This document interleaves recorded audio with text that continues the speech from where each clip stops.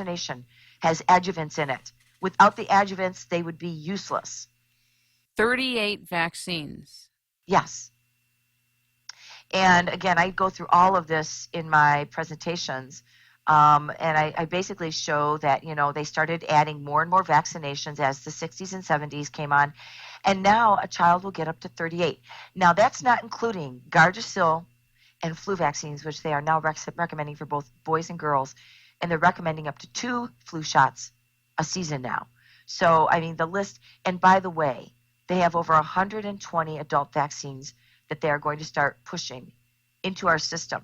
So it's not just about our children anymore. It's about us getting vaccinated as well. Everywhere I go, the pharmacies have little signs out, get your flu vaccine, get your flu vaccine, get your flu vaccine. And it's so pervasive. It's so pervasive that it's being integrated into society, into a way of life. Well, it's not only just in our Walmarts and our airports and, like you say, the Walgreens and the drugstores. It's in our military. It's in our nursing homes. It's in our hospitals. They're giving babies vaccine the first day. And, if I could spend just a minute talking about natural immunity, how it develops. Talk about that. That would be great. That would be wonderful. If parents get this, they will not feel led or inclined to get a vaccination, okay? So when a child is born, they are pure and natural. Their immune system is underdeveloped. Every part of their system is underdeveloped. But something happens in the human body when mother is developing the baby at about 5 weeks. And this is where it all begins. And this is what most doctors don't even understand. In fact, I challenge parents, ask your doctor if he can explain how a baby begins to develop their immune system in utero, and they most likely don't understand this. And the way I know this is I interview doctors on my radio program, top physicians, who are able to explain it. And basically, I take word for word what they have done, and I explain it. And why isn't my computer? I'm going to get it up here in just a second. I actually am going to quote Dr. Stephen Marini, who is an immunologist. He has also got a PhD in microbiology, and he's also a chiropractor. So he has this really well-rounded education and can really look at immunity from a holistic point of view. He says in utero by the 5th week, the thymus is open for business. It invites the stem cells to learn to become T cells, and they are directed by the immune response.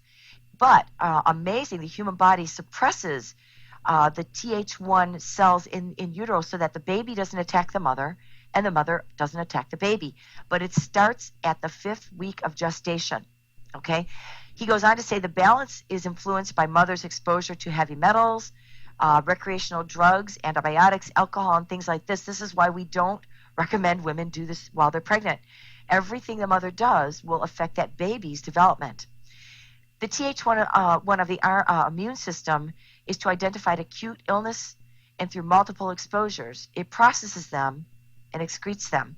So the Th1 of the immune system is like the most important part of the immune system when a baby is first born. Children who have a Th1 dominant immune system have what we call lifelong immunity, and they actually are able to fight infection in the intracellular level, especially viruses. So Th1 is responsible for that. Going through the birth canal, and this is why I'm such a huge advocate of allowing babies to be born naturally through the birth canal. Going through the birth canal stimulates Th1 into action. Remember I said it's suppressed during pregnancy, and as soon as that baby comes through the birth canal and picks up good flora and bacteria from mother's birth canal, it stimulates Th1 into action. Also, breast milk, the colostrum that mother breastfeeds with, the first milk, stimulates Th1, building strong immunity and supporting that Th1 action. So when a child is born by a C-section, they are missing out on this very important part of immune stimulation. And if a baby isn't breastfed, they're missing out on the second very big important part of stimulating that natural immune response. The first vaccination given to a baby in a hospital drives the immune system directly in the opposite direction into what we call Th2 response. The Th2 response of the immune system is where long-term immunity lives. It's developed over the first 7 years of life and is stimulated through Th1 activity. So the hepatitis B vaccination given day one in a hospital literally drives the immune system function into the opposite direction that human nature would have it go.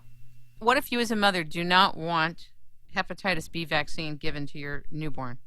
Well, first of all, you have that right, you have that choice in every state in the country, but I think Mississippi.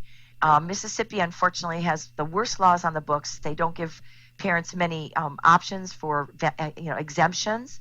But I personally would have a home birth. I would avoid a hospital. I'd do whatever I could to avoid the first vaccination, hepatitis B. And what parents do is basically they need to have a birth plan. They need to have it written down that they do not want their infant child given any vaccinations in the hospital. Father or birth partner, whoever it is, needs to keep an eye on the child at all times. Do not let that baby go off to a nursery. Go with the baby. It is your right to go with your baby. I think parents need to really keep their eye on their children, because if that baby is away from mom or dad, it's going to get the Hep B vaccine. What makes you say that? I was thinking that once the baby's taken to the nursery, they can do whatever they want.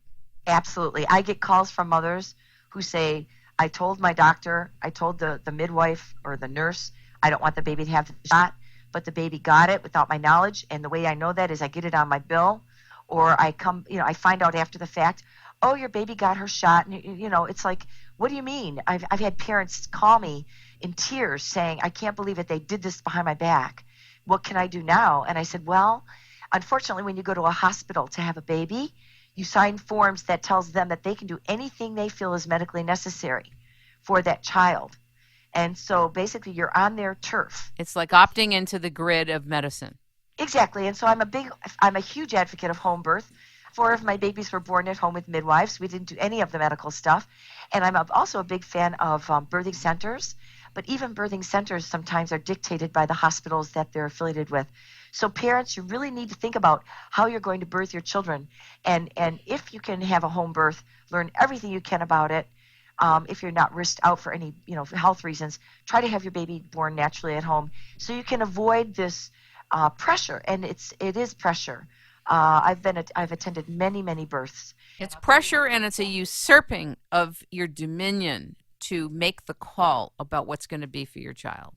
Exactly. So let's just talk about the Hep B shot, day one, okay? The hepatitis B vaccination contains very, very high levels of aluminum, and it's the aluminum that is the adjuvant that drives the immune system into a Th2 response instead of a Th1, and that's where children end up having allergies and chronic illness, because then they go in for their vaccines at 2 months. And again, they're getting a huge amount of aluminum in those vaccinations. And again, it drives the immune system into the Th2 dominance instead of the Th1. It also crosses the blood-brain barrier because they don't have the protection from these adjuvants. Again, just giving parents facts. How much aluminum is in a vaccination?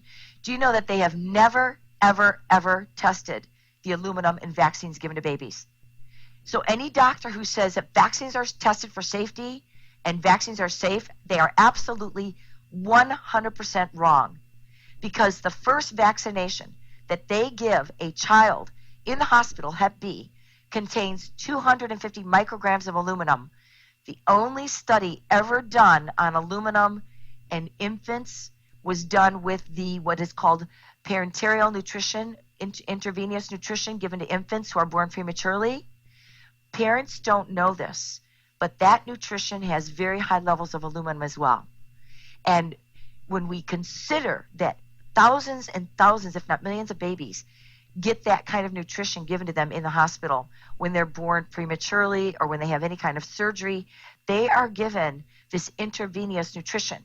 And the intravenous nutrition has very, very high levels of aluminum. The only study ever done was done on that nutrition given to babies. And it was called the Aspen study in 1994. And basically they took 200 babies who were born prematurely, and 100 of them, they gave them the parenteral nutrition, the intravenous nutrition, and with the high levels of aluminum. And then they took 100 babies, they reduced the aluminum and filtered it out of that nutrition, and they looked at the consequences of the aluminum in those babies. And this is basically what they said. The results showed that the